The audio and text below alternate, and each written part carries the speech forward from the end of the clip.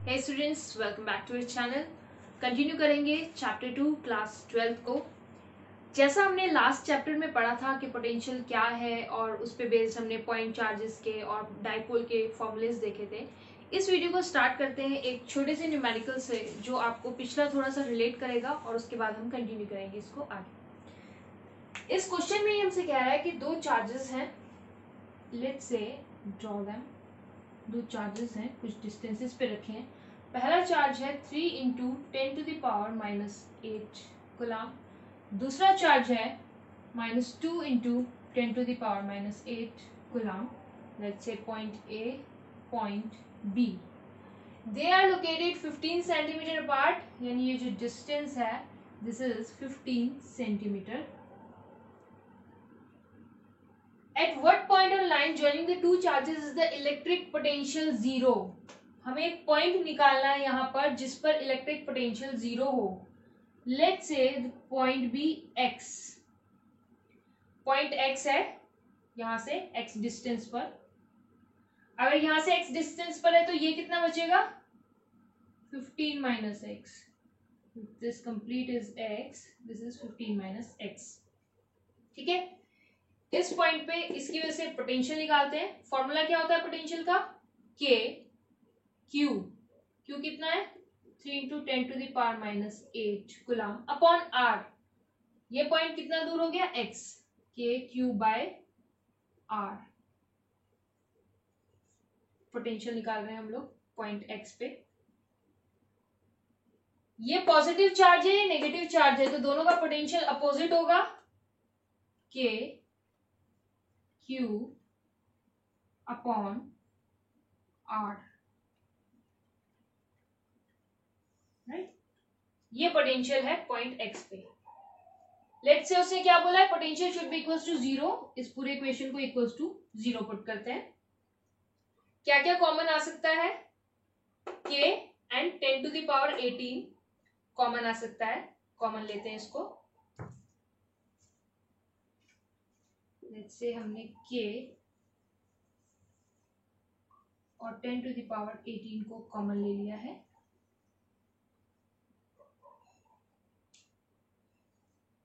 के और 10⁻⁸ कॉमन आ गया है।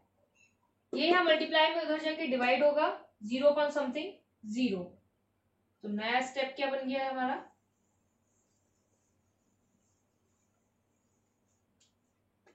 Three by X minus 2/15 minus X equals to zero,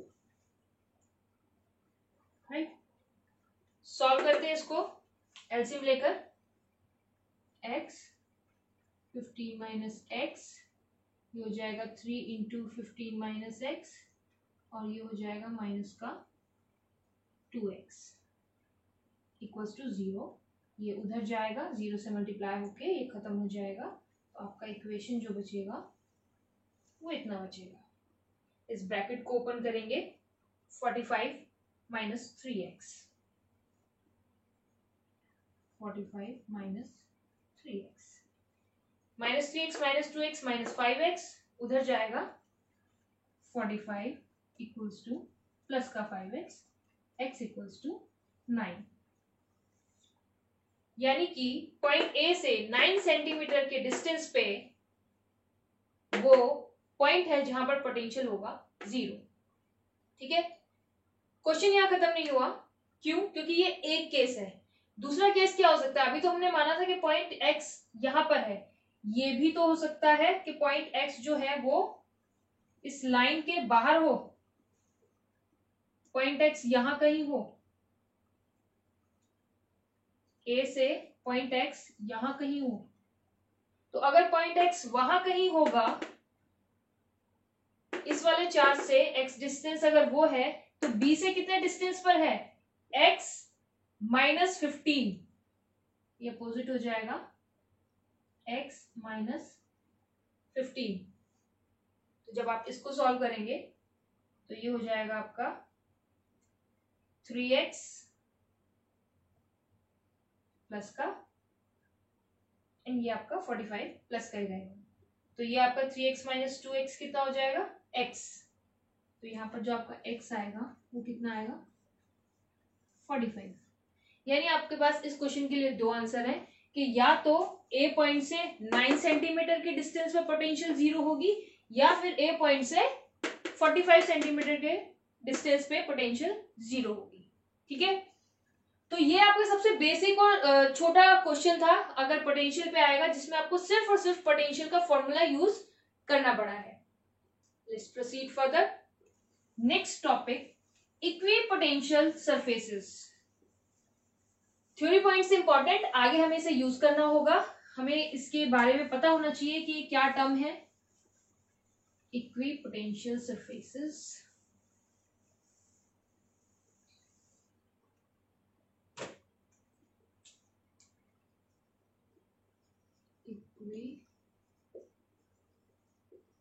equipotential surfaces, फॉर्मूले से अगेन इसको भी डिराइव करेंगे।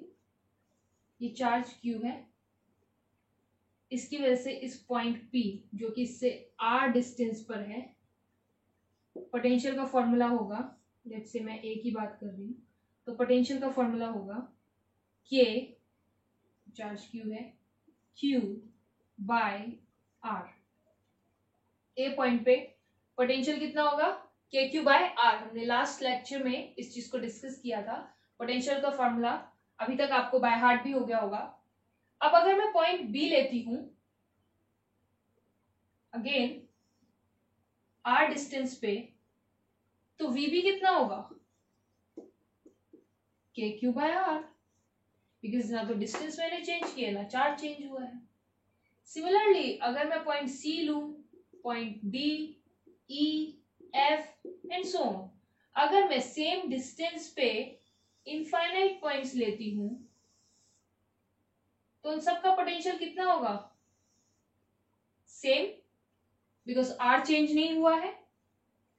तो ये कैसी सरफेस हुई equi potential, equi word equal, इस सरफेस के हर पॉइंट का जो पोटेंशियल है वो सेम है, राइट। अब सिमिलरली अगर मैं इसके बाहर एक दूसरी सरफेस लूं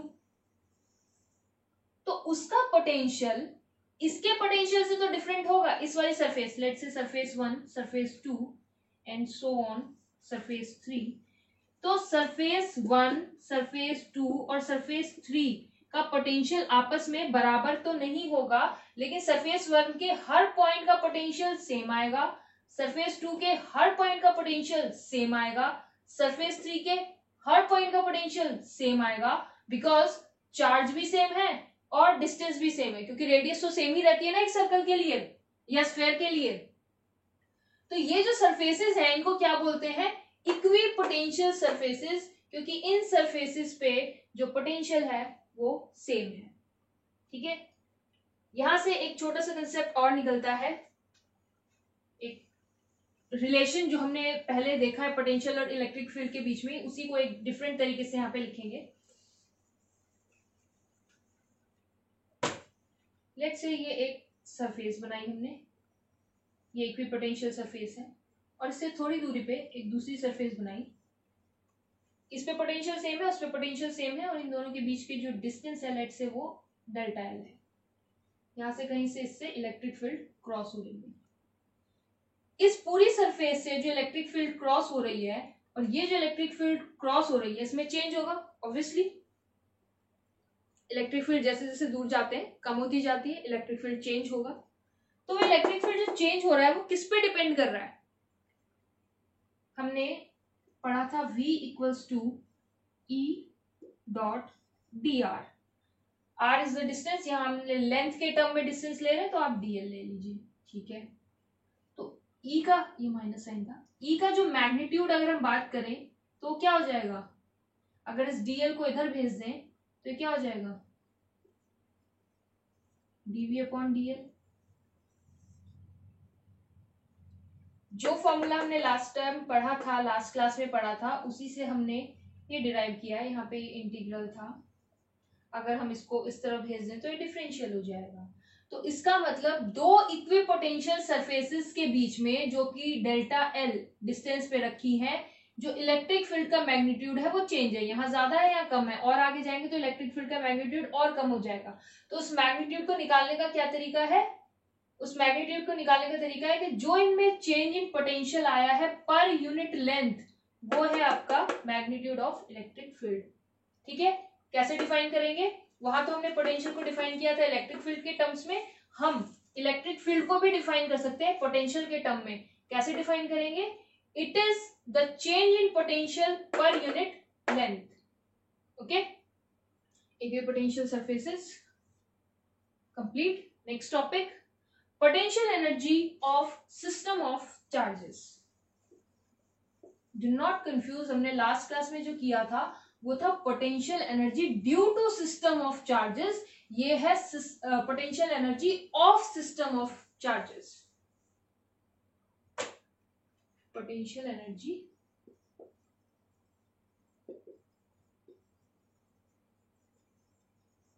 ऑफ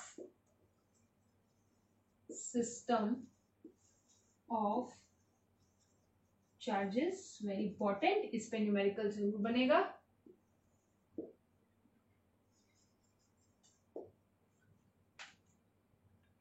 लास्ट टॉपिक जो हमने किया था वो था ड्यू टू, इस चीज से कंफ्यूज ना हो, ड्यू टू वाले में हमने क्या किया था कि बहुत सारे चार्जेस थे 1 2 3 4 एंड सो ऑन, और उन सब की वजह से किसी एक पर्टिकुलर पॉइंट पे हमने पोटेंशियल कैलकुलेट किया था विच वाज वेरी सिंपल, सबकी वजह से इंडिविजुअल कैलकुलेट करके हमने उसको सम कर दिया था। बट यहाँ ड्यू नहीं है, यहाँ ऑफ सिस्टम ऑफ चार्जेस है, यानी जो बहुत सारे चार्जेस का सिस्टम बनेगा उस पूरे सिस्टम की पोटेंशियल एनर्जी कितनी है वो हमें कैलकुलेट करना है। एग्जाम्पल लेते हैं, मान लीजिए एक चार्ज Q1 को मैं इनफाइनाइट से ला रही हूं, अभी यहाँ कोई चार्ज नहीं है, कोई चार्ज नहीं है मतलब कोई इलेक्ट्रिक फील्ड नहीं है, तो अगर मैं इनफाइनाइट से चार्ज Q1 को ला रही हूं तो Q1 को यहाँ लाने में मुझे कोई काम करना पड़ा क्या, नहीं करना पड़ा क्योंकि इलेक्ट्रिक फील्ड ही नहीं था, ये आ गया यहाँ पे। अब अगर मैं एक चार्ज Q2 लेकर आ रही हूं तो जब मैं Q2 को ला रही हूं यहाँ पर तो मुझे वर्क करना पड़ेगा, और वो वर्क कितना करना पड़ेगा, इससे कंपनसेट करना पड़ेगा, यानी कि K Q1 Q2 upon R12, let's say इनके बीच की जो डिस्टेंस है इसे मैं R12 बोल देती हूँ। ठीक है, Q1 को जब हम इनफाइनाइट से लाए तो यहाँ कोई चार्ज नहीं था, हमें कोई काम नहीं करना पड़ा, तो कोई एनर्जी की रिक्वायरमेंट नहीं थी, ये सिस्टम की पूरी एनर्जी हम निकाल रहे हैं। बट जब Q2 को लाए तो Q2 पे वर्क करना पड़ा, क्योंकि उस टाइम पे ये चार्ज प्रेजेंट था उसको फोर्स करने के लिए, तो हमें इक्वल फोर्स लगाना पड़ा बैलेंस करने के लिए। ठीक है, अब हम एक फर्दर और चार्ज ला रहे हैं, लेट्स से Q3। अब ये Q3 जो है ना, इसको दोनों के अगेंस्ट वर्क करना पड़ रहा है, इसको इसके भी अगेंस्ट वर्क करना पड़ रहा है, ये Q1 जो इस पे फोर्स लगा रहा है इसको उसको भी बैलेंस करना पड़ रहा है, और जो Q2 लगा रहा है उसको भी बैलेंस करना पड़ रहा है, तो यानी कि इसकी एनर्जी कितनी हो जाएगी, K Q13 R13 plus K Q2 Q3 upon R23, इस सिस्टम की टोटल पोटेंशियल एनर्जी। एक सिस्टम की टोटल पोटेंशियल एनर्जी क्या होती है, जितना उस सिस्टम को बनाने में आपने वर्क किया। इस सिस्टम को बनाने में हमें कितना वर्क करना पड़ा, जब Q1 को लाए तो हमें कोई वर्क नहीं करना पड़ा बिकॉज यहाँ पे पहले से कोई इलेक्ट्रिक फील्ड प्रेजेंट नहीं था। जब Q2 को लाए तो हमें Q1 के अगेंस्ट वर्क करना पड़ा, क्योंकि Q1 का इलेक्ट्रिक फील्ड उस टाइम पे प्रेजेंट था, तो Q2 पे जो वर्क करना पड़ा वो Q1 की वजह से करना पड़ा। जब Q3 को हम लेकर आए तो हमें दोनों के अगेंस्ट वर्क करना पड़ा, Q1 के अगेंस्ट भी और Q2 के अगेंस्ट भी, तो हमने 3 बार काम किया। इसको लाने के लिए कोई काम नहीं किया, 0। इसको लाने के लिए एक बार काम किया इसके अगेंस्ट, इसको लाने के लिए 2 बार काम किया, एक बार इसके अगेंस्ट एक बार इसके अगेंस्ट, तो टोटल हमने 3 बार काम किया, तो 3 रीजन से हमारे पास पोटेंशियल एनर्जी आई है। ये सिस्टम की पोटेंशियल एनर्जी हो गई है, राइट। इस फॉर्मूले को याद रखेंगे, इसे हमें न्यूमेरिकल्स में यूज करना है, और इंपॉर्टेंट टॉपिक है, इस पे न्यूमेरिकल आना भी जरूर है। तो हम एक न्यूमेरिकल करके देखते हैं इस पे। लेट्स से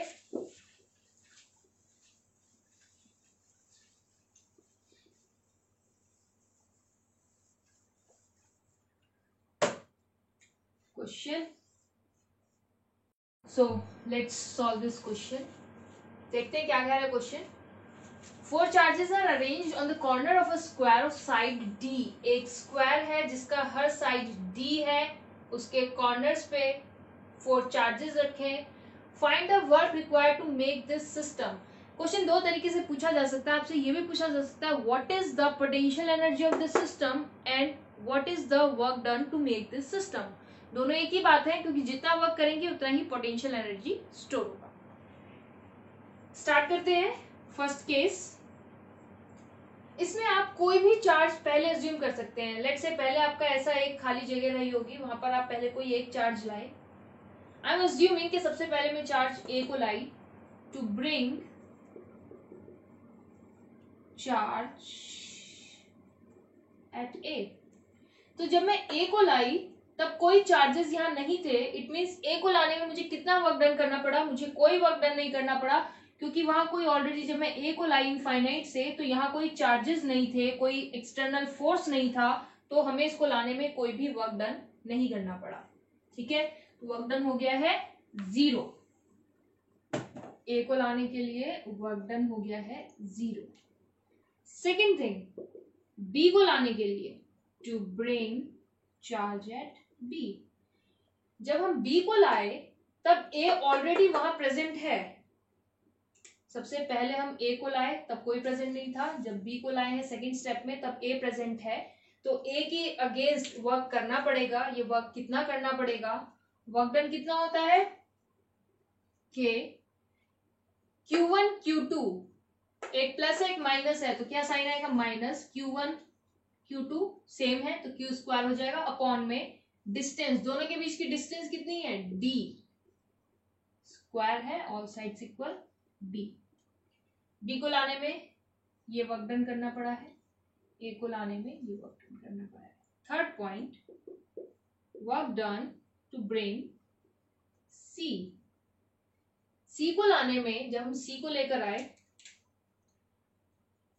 थर्ड स्टेप में हम C को ला रहे हैं, तो हमें एक तो वर्क डन करना पड़ा है इसके अगेंस्ट, क्योंकि A भी प्रेजेंट है जब C आया है और B भी प्रेजेंट है, तो एक काम तो इसके अगेंस्ट करना पड़ रहा है, एक काम इसके अगेंस्ट करना पड़ रहा है। तो C के टाइम पे हमें 2 काम करने पड़ रहे हैं। लेट्स से पहले इसका देखते हैं क्या हो जाएगा। Work done equals to K Q1 Q2 दोनों सेम है तो प्लस का Q square upon D distance. क्या है? Diagonal of square. तो डायगोनल ऑफ स्क्वायर कैसे होता है? अगर ये D है और ये D है तो ये कितना हो जाएगा? √2D, right.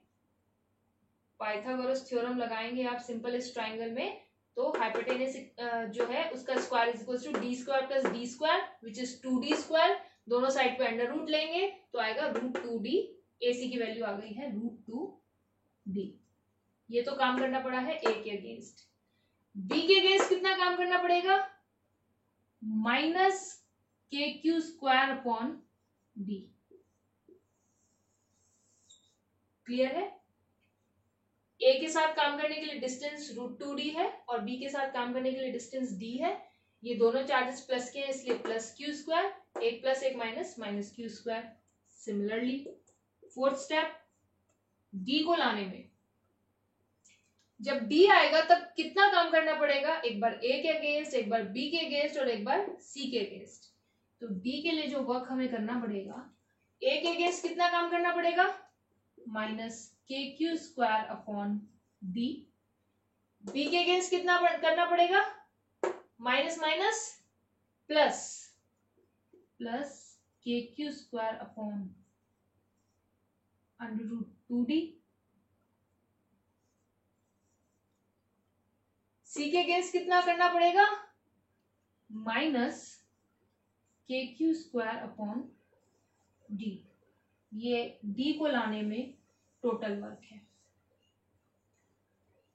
अब हमें निकालना है सिस्टम। ये सिस्टम बन गया कंप्लीट। A को लाए, B को लाए, C को लाए, D को लाए, हमारा सिस्टम कंप्लीट बन गया। तो टोटल वर्क कितना हो गया?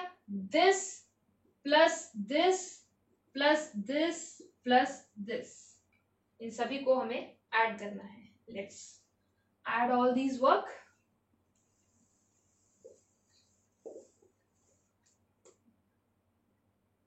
Total work is equals to, सबसे पहला है 0 प्लस दूसरा ये वाला है minus K Q square upon D minus K Q square upon D, तीसरा ये वाला है plus K Q square upon √2d minus K Q square upon D, then ये वाला है minus K Q square upon D plus K Q square upon √2d minus K Q square upon D. ये सारा total work done है हमारा, W total 0 doesn't matter, सब में क्या कॉमन है minus K Q square upon D, सब में से कॉमन ले लेते हैं, तो इस टर्म में क्या बचेगा 1, इस टर्म में क्या बचेगा माइनस का 1/√2, इस टर्म में 1 1 minus 1/√2 and then 1, राइट। जब सबका k बाहर चला गया, सबका q स्क्वायर बाहर चला गया, सब में से d बाहर चला गया, माइनस साइन सब में से बाहर चला गया, तो ये बचा है 1, यहाँ से माइनस चला गया तो इसलिए ये प्लस में से माइनस चला गया तो माइनस बचा है, नीचे बचा है √2। सॉल्व करते हैं 1 1 1 1 कितना हो गया 4, तो total work done equals to minus K Q square upon D 4 minus 1/√2 minus 1/√2 minus का 2/√2, और अगर हम इसको रेशनलाइज करेंगे √2 इंटू √2 कैंसिल्स दिस √2, तो ऊपर बचेगा सिर्फ √2, 4 minus √2। This is the total work done to make this system, और this is the total potential energy of this system. Part A का ये आपका आंसर हो गया, राइट। ऐसा ही क्वेश्चन आपको पेपर में देखने के लिए मिलेगा। B part, Q0 is brought at the centre E, ये सेंटर है, इस पे Q0 को लेकर आए, जब ये पूरा सिस्टम बना दिया तो फिर Q0 को लेकर आए। How much extra work is needed, कितना काम करना पड़ेगा। काम कब करना पड़ता है जब हम किसी फोर्स पर चार्ज को ला रहे हैं और वहां पर ऑलरेडी एक फोर्स प्रेजेंट हो, तो हमें वर्क करना पड़ता है। Work is what, force into displacement. अब हम Q0 को लाए हैं तो डिस्प्लेसमेंट तो है, तो पहले देख लेते हैं यहाँ पे कोई अगर फोर्स प्रेजेंट है तो काम करना पड़ेगा, अगर यहाँ पर कोई फोर्स प्रेजेंट नहीं है तो काम नहीं करना पड़ेगा। पॉइंट ई सेंटर है, चार्जेस इक्वल है, बस साइन का डिफरेंस है। पॉजिटिव की वजह से इलेक्ट्रिक फील्ड ई पे कैसा होगा आउटवर्ड, ये भी पॉजिटिव है, इसकी वजह से कैसा होगा outward. Magnitude same, direction opposite, एक दूसरे को कैंसिल आउट करेंगे।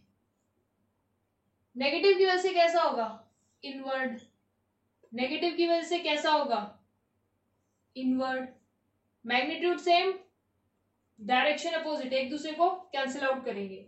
यानी कि पॉइंट ई पे कोई नेट फोर्स ही नहीं है, ई पे नेट फोर्स ही नहीं है, तो जब फोर्स ही नहीं है तो वर्क डन कितना होगा 0, राइट। तो इस क्वेश्चन का आंसर आपको इसी तरीके से करना है, ये बना करके आप दिखाएंगे कि there is no net force on centre of this square, hence work done equals to 0, right. Let's move to our next topic. आप इसमें बहुत सारे क्वेश्चंस कीजिए, क्योंकि क्वेश्चन से ही आपको इस टॉपिक की क्लैरिटी आएगी, और अगर आपको किसी क्वेश्चन को करने में प्रॉब्लम आती है, kindly mention it into the comment box. Next topic, potential energy of system of charges, right. Potential energy system of charges पे न्यूमेरिकल हमने भी कर लिया है। Potential energy of a system of two charges in an external field, potential energy in an external field. Now what is external field? अभी तक क्या हो रहा था, जो भी टॉपिक हमने पढ़े उसमें हम एक चार्ज लेते थे Q, उस चार्ज की वजह से एक फील्ड डेवलप होती थी, और उसके अगेंस्ट हम एक चार्ज को लाकर उसका वर्क कैलकुलेट करते थे।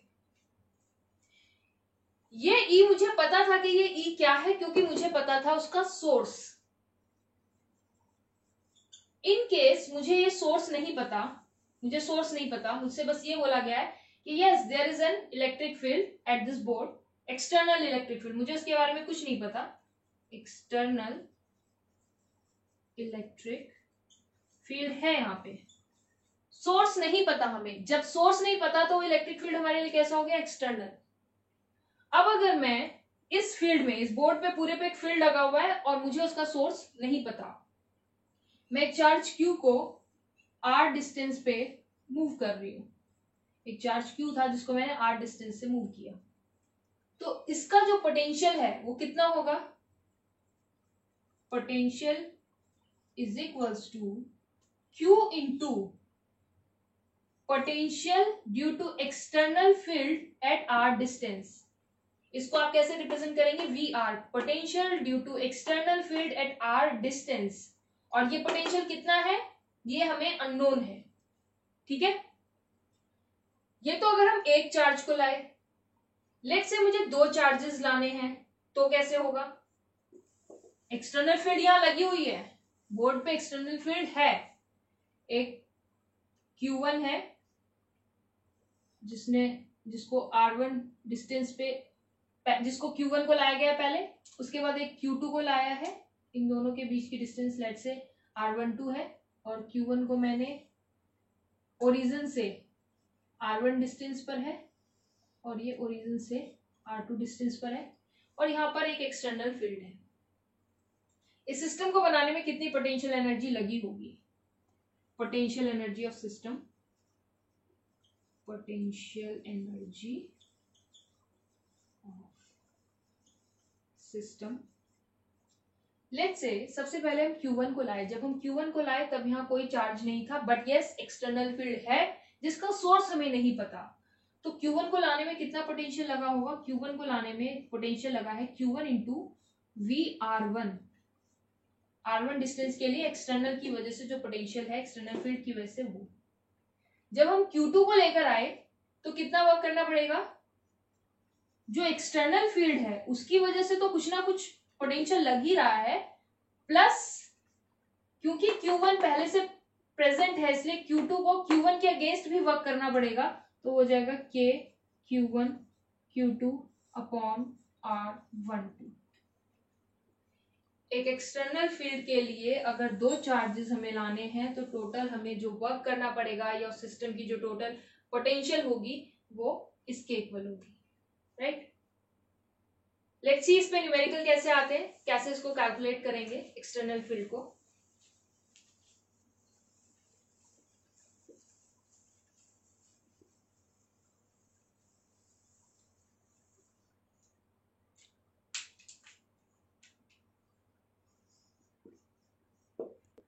So let's start this numerical। देखते हैं सबसे पहले न्यूमेरिकल क्या कह रहा है। Determine the electrostatic potential energy of a system consisting two charges, दो चार्जेस हैं 7 माइक्रोकुलाम और -2 माइक्रोकुलाम, एक्सटर्नल फील्ड नहीं है, तो पोटेंशियल एनर्जी का क्या फॉर्मूला होता है, K Q1 Q2 upon R, R is the distance between both the charges. Charges कहाँ रखे हैं, एक -9 सेंटीमीटर पे रखा है और एक 9 सेंटीमीटर पे रखा है। ये आपको कोऑर्डिनेट्स दिए हुए हैं सो दैट आपको डायरेक्ट उन्होंने कोई डिस्टेंस नहीं दी। y और z तो 0 है, तो सिर्फ हमें हॉरिजॉन्टल डायरेक्शन में काम करना है। Let's say this is the origin, एक रखा है -9 सेंटीमीटर पे, एक रखा है +9 सेंटीमीटर पे, तो डिस्टेंस कितनी हो गई, 18 सेंटीमीटर, राइट। यहाँ पर इस क्वेश्चन में डिस्टेंस डायरेक्ट नहीं दी गई है, कोऑर्डिनेट्स के टर्म्स में दी गई है, तो आपको कोऑर्डिनेट से डिस्टेंस इस तरीके से निकालनी है। कैलकुलेट करते हैं एनर्जी। के की वैल्यू कितनी होती है, 9 इंटू 10⁹9, फर्स्ट चैप्टर में हमने देखा था। Q1 7 microcoulomb, 7 into micro is 10⁻⁻6 into -2, minus sign सबसे फ्रंट में लगा देते हैं, 2 इंटू 10⁻⁻6 माइक्रो अपॉन में 18 सेंटीमीटर, राइट। अब centi stands for 10⁻²। Standard calculation करते हैं, 11th में सीखा है आपने। Standard unit for length is metre, metre में कन्वर्ट कर लिया। Let's solve this. ये ऊपर जाएगा तो कैसा हो जाएगा, -2 ऊपर जाके +2 हो जाएगा, 10⁻², ऊपर जाएगा तो +2 हो जाएगा। 9 + 2 11, और ये है माइनस का 12, तो क्या बचेगा, माइनस की एक पावर बचेगी, यानी कि आपका ये हटा, ये हटा, ये,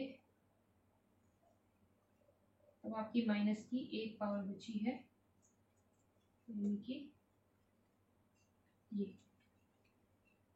9 × 9, 9 × 18, 2 से 2 कैंसिल, 7/10 विच इज 0.7, और क्योंकि ये एनर्जी है तो किस में आएगी, जूल्स में आएगी, माइनस का। फर्स्ट पार्ट का आंसर कितना है, determine the electrostatic potential of a system. एक सिस्टम जिसमें दो चार्जेस 18 सेंटीमीटर अपार्ट रखे हैं, उस सिस्टम का जो एनर्जी है वो है -0.7 joule. Second, how much work is required to separate them infinitely. Infinitely मतलब हमें इन्हें दूर कर देना है, कहां भेज देना है, एक को इनफाइनाइट पे भेज देना है, ठीक है। तो इनफाइनाइट पे एनर्जी कितनी होती है, 0 का। फाइनल डेस्टिनेशन क्या है हमारा, इनफाइनाइट, वहां पे एनर्जी कितनी होती है, 0। 0 minus initial energy, initial energy कितनी है, -0.7। इनफाइनाइट पे भेजना है तो final energy minus initial energy is the work done. Infinite पे भेजने के लिए work done, work done is equals to change in energy. Energy में कितना चेंज होगा, इनफाइनाइट की एनर्जी 0 है, final energy minus initial energy, initial energy ये है सिस्टम की, तो ये हो जाएगा 0 minus minus plus 0.7, 0.7, that is infinite पे भेजने के लिए जो वर्क डन करना है वो है 0.7। एक बार फिर से देखेंगे क्या किया है। वर्क डन पूछ रहे हैं, इसको इनफाइनाइट पे भेजने के लिए वर्क डन, इसको इनफाइनाइट पे भेजने के लिए, अगर हम इस सिस्टम को इनफाइनाइट पे भेज दें तो वहां इसकी एनर्जी कितनी होगी, 0। और वर्क डन क्या होता है, work done is change in energy. Change in energy कैसे निकालते हैं, final energy minus initial energy.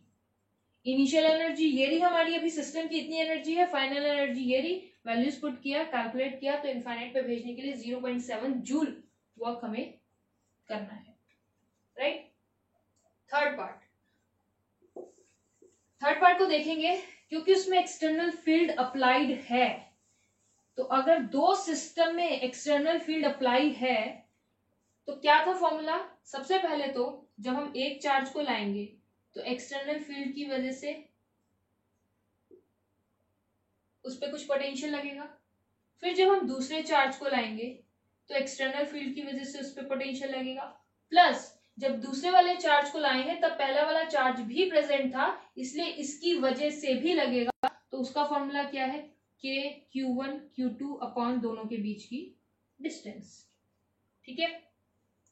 हमें E की वैल्यू दी हुई है, जो एक्सटर्नल फील्ड लगा है उसकी वैल्यू दी हुई है, E dot dr is equals to what, v, E dot dr equals to v। E कितना है, a/r² into r is equals to v, तो v कितना हो गया, a/r। वैल्यूज पुट करते हैं, q1 की वैल्यू है 7 माइक्रो कूलम इंटू v की जगह क्या आएगा, a/r। a कितना गिवन है आपको, 9 × 10⁵ अपॉन r कितना है, सिर्फ q1 की डिस्टेंस, q1 की डिस्टेंस सिर्फ कितनी है, -9, डिस्टेंस की बात कर रहे हैं तो साइन की जरूरत नहीं पड़ेगी, 9 सेंटीमीटर, प्लस -2 10⁻⁻6 इंटू a की वैल्यू सेम है, अपॉन डिस्टेंस कितनी है, 9 centimetre, plus k q1 q2 upon r, system की पोटेंशियल एनर्जी बिना एक्सटर्नल फील्ड के पहले कैलकुलेट किए, कितनी आई है, -0.7 जूल। अगेन सेंटी की जगह क्या लिखेंगे, 10⁻⁻2 metre standard, 9 × 10⁻⁻2 metre standard. Solve करेंगे इसे, ऊपर -1 एक पावर बची है और नीचे -2 है, तो एक पावर नीचे बचेगी, तो ये हो जाएगा 7 × 9/9 × 10 माइनस 2 × 9/9 × 10 माइनस 0.7, 9 से 9, 9 से 9, ये हो गया है 0.7 माइनस 0.2 माइनस 0.7, तो ये कितना आया है आपका माइनस का 0.2 जूल। जब एक्सटर्नल इलेक्ट्रिक फील्ड आपका प्रेजेंट है तो आपकी वैल्यू कितनी आई है माइनस का 0.2 जूल। इसी टाइप से न्यूमेरिकल आएंगे आपके। Clear? Move to next topic, which is potential energy of a dipole in an external field। अगर एक एक्सटर्नल फील्ड में डाइपोल को रखा जाए तो उसकी पोटेंशियल एनर्जी कैसे कैलकुलेट होगी। हमने फर्स्ट चैप्टर में भी डाइपोल को इलेक्ट्रिक फील्ड में रखा था, तो क्या हुआ था, डाइपोल क्या है -q + q, जो कि 2a डिस्टेंस से सेपरेट है। हमने इस तरीका का एक इलेक्ट्रिक फील्ड अप्लाई किया था। इलेक्ट्रिक फील्ड का डायरेक्शन हमेशा होता है पॉजिटिव टू नेगेटिव।